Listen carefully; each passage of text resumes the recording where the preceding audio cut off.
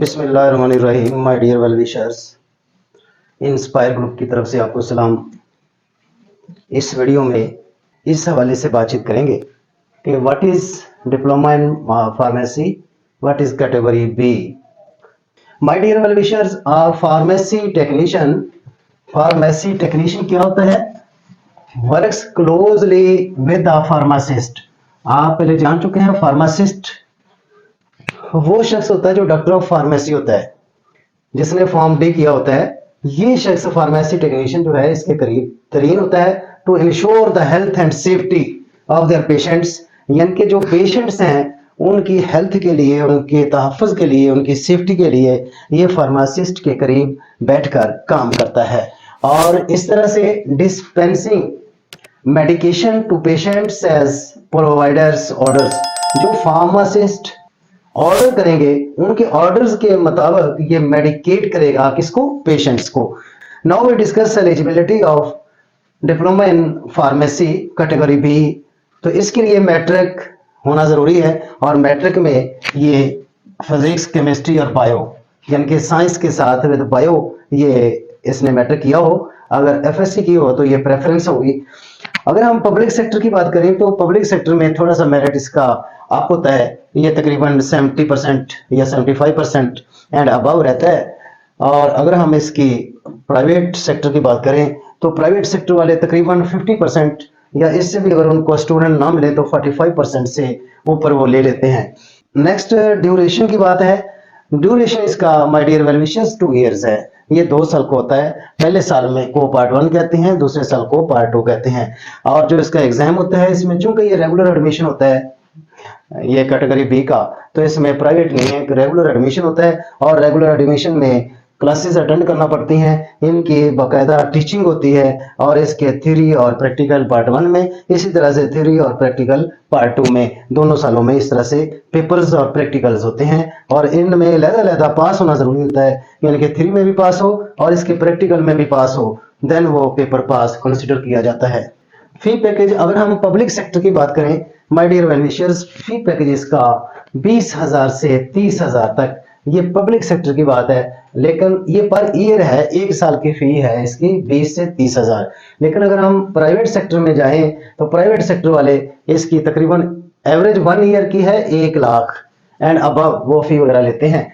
तो सैलरी इसकी जब कोई ये कैटेगरी बी कर ले तो इसकी जो सैलरी है तकरीबन इनिशियल पे जो है इसकी 20,000 होगी, और इस तरह से 20,000 से वो इंक्रीमेंटल लगते लगते वो तकरीबन 50-60 हज़ार तक पहुंच जाती है।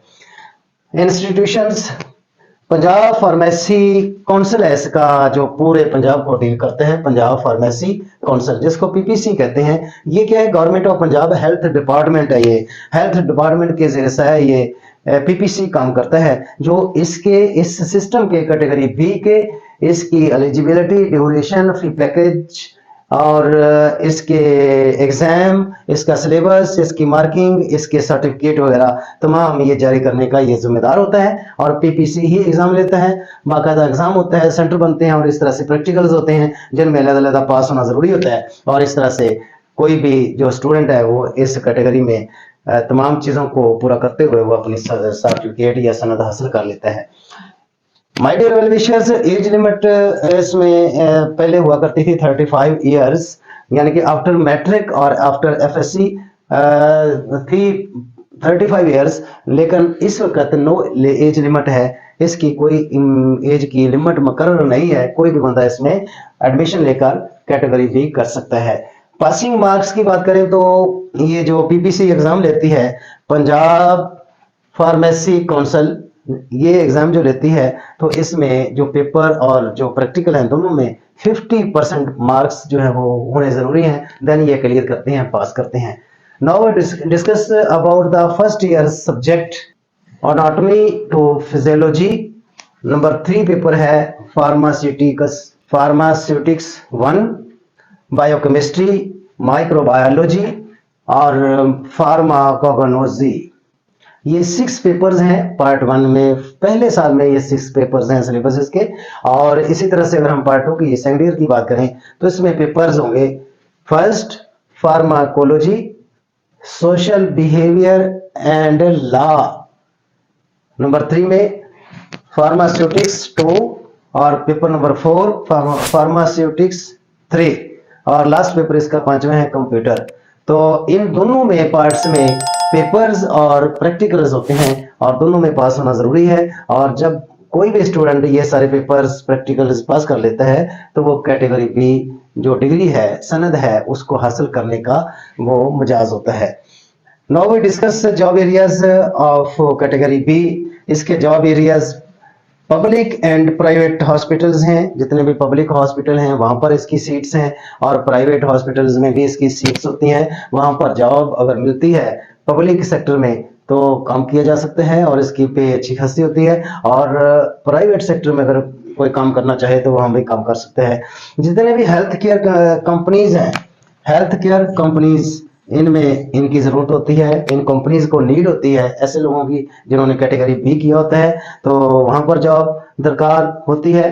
ये जितनी भी फार्मास्यूटिकल कंपनीज है, ये फार्मास्यूटिकल कंपनीज जो मेडिसिन बनाती हैं, मेडिसिन के फार्मूलाज और इनकी जो प्रोडक्शन है, वहां पर ऐसे लोगों की जरूरत होती है। फार्मेसी टेक्नीशियंस के तौर पर ये कोई भी इसका जो इंडिविजुअल है वो इसमें काम कर सकता है बतौर टेक्नीशियन। ये हॉस्पिटल में हो सकता है, ये अपने प्राइवेट हॉस्पिटल में हो सकता है, ये अपने बिजनेस में हो सकता है। ये लिखे है प्राइवेट बिजनेस, जितने भी लोग ये करते हैं वो अपना प्राइवेट बिजनेस भी कर सकते हैं। और इसी तरह से अगर कोई भी इंडिविजुअल ये करने के बाद अपना बिजनेस ना करना चाहे, अपना मेडिकल स्टोर ना बनाना चाहे या पब्लिक और प्राइवेट हॉस्पिटल में वो काम ना करना चाहे, तो वो अपना जो ये लाइसेंस है कैटेगरी बी का, ये रेंट पर दे देता है। रेंट पर देकर ये तकरीबन 15-20-25 हजार तक ये जो ना मंथली ये अर्न करता है, इसकी आमदन होती है, इनकम होती है लाइसेंस रेंट पर देने से, ताकि कोई भी पर्सनालिटी जो है इसका लाइसेंस इस्तेमाल करके मेडिकल स्टोर वगैरह चला सकता है। लास्ट में अब्रोड जो ये टेक्नीशियन होते हैं, फार्मेसी टेक्नीशियन, इन लोगों की अब्रोड भी जरूरत है, क्योंकि मेडिकल डिपार्टमेंट एक ऐसा डिपार्टमेंट है जो बहुत ही वसी है। इतना वसी है कि आप किसी भी कंट्री की बात करें, पाकिस्तान हो, इंडिया हो, मलेशिया हो, बांग्लादेश हो, अफगानिस्तान हो, चाइना हो, दुनिया का कोई भी मुल्क, वहां पर मेडिकल की इंतहाई जरूरत है। क्योंकि इस दौर में जितनी डिजीजेस आ चुकी हैं, जितने प्रॉब्लम्स हैं, इश्यूज हैं ह्यूमन बॉडीज को, तो इनके लिए ये इन चीज़ों की ज़रूरत होती है मेडिसिन की। और मेडिकेशन के लिए ये जो डॉक्टर्स होते हैं या ये टेक्नीशियन होते हैं, इनका वहाँ पर बड़ा इस्तेमाल होता है। क्योंकि डॉक्टर जो एमबीबीएस है या फार्मासिस्ट है, उनकी को असिस्ट करने के लिए ये लोग होते हैं जिनको हम डिप्लोमा इन फार्मेसी या फार्मेसी टेक्नीशियन का नाम देते हैं। तो ये वहाँ पर मेडिकेशन के लिए, पेशेंट को सपोर्ट करने के लिए, उसकी सेफ्टी के लिए ये वहां पर काम करते हैं। तो आखिर में मैं ये अपने तमाम वेल विशर से रिक्वेस्ट करूंगा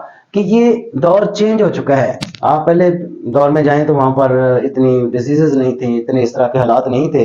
अब हालात ये अक्सर तब्दील हो गए हैं। पहले लोग करते थे मैंने बीएस जूलॉजी कर लिया जी, मैंने बीएस फिजिक्स कर लिया, मैंने केमिस्ट्री किया, मैंने बॉटनी किया या बीएस इंग्लिश किया। लेकिन इस वक्त सिंपल एजुकेशन की जरूरत नहीं है। आप जाएं किसी टेक्नीशियन में, आप जाएं किसी स्किल में, किसी फन में, किसी हुनर में, ताकि आप वो डिप्लोमा, वो कोर्स, वो प्रोग्राम, वो डिग्री हासिल करने के बाद आप अपने आप को इस काबिल समझते हो कि आप कहीं पर भी अपना काम कर सका के जॉब ना भी मिले। मैं वैसे जॉब के हक में नहीं हूं कि आप जॉब ढूंढते फिरें। आपको चाहिए कि इस तरह की कोई स्किल हासिल कर ले, और इतनी स्किल हासिल करने के बाद आप किसी अपने फंक्शन में, अपने बिजनेस में, अपने कारोबार में आप उस स्किल का इस्तेमाल करते हुए आप बहुत ज्यादा रुपया पैसा कमा सकते हैं। लेकिन जो लोग जॉब की तलाश में होते हैं वो जॉब हासिल कर लें तो जॉब उनके पीछे होती है, और वो जॉब का जो डिमांड है, रिक्वायरमेंट, वो पूरी नहीं करते और वो बड़े पैसिव हो जाते हैं जिंदगी में। आप कतन अपनी जिंदगी में ऐसे ना करना माय डियर वेल विशर्स।